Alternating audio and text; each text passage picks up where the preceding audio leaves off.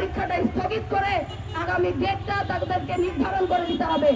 ওই 2 দিন পর পর আজকে নয়তো কাল, কালকে নয়তো পরশু মাঝরাতে তারিখ ঘোষণা, তারপরে সেশন জটের যে ঘেরাটোপ, সেই ঘেরাটোপে আমাদেরকে আটকানো যাবে না।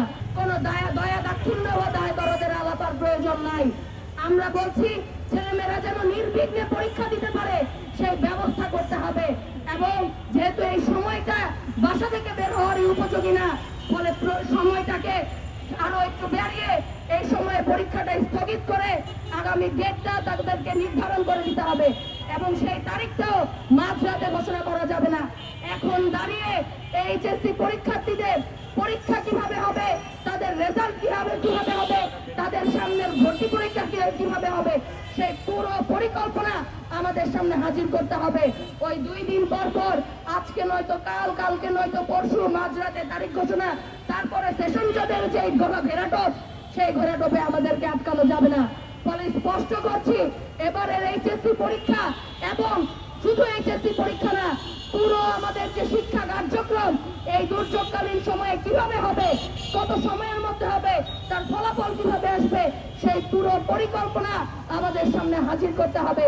এবং যারা যে মানুষগুলো পানিবন্দী হয়ে আছে, সেই প্রত্যেকটি মানুষের জীবনের দায়িত্ব নিতে হবে, সেই প্রত্যেকটি অঞ্চলের দায়িত্ব নিতে হবে। দুর্যোগ মন্ত্রণালয় বলতে প্রত্যেক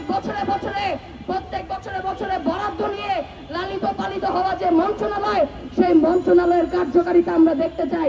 যদি কার্যকারিতা আপনারা দেখাতে না পারেন, তাহলে আপনারা আমাদের সামনে সারেন্ডার করুন ভাই। আমাদের অদায়িত্বশীল, দায়িত্ব জ্ঞানহীন কোন দায়িত্বশীল কর্মকর্তার আমাদের প্রয়োজন নাই।